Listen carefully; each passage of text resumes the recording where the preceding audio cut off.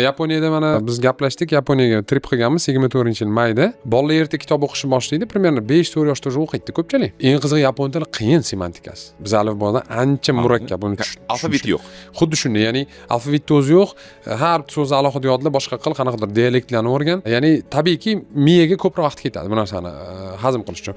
Nima uchun bunaqaligini bilsam, konkurensiya katta-da. 8 yoshda o'qiydigan bola yapon lisenziyasiga erisha olmas ekan.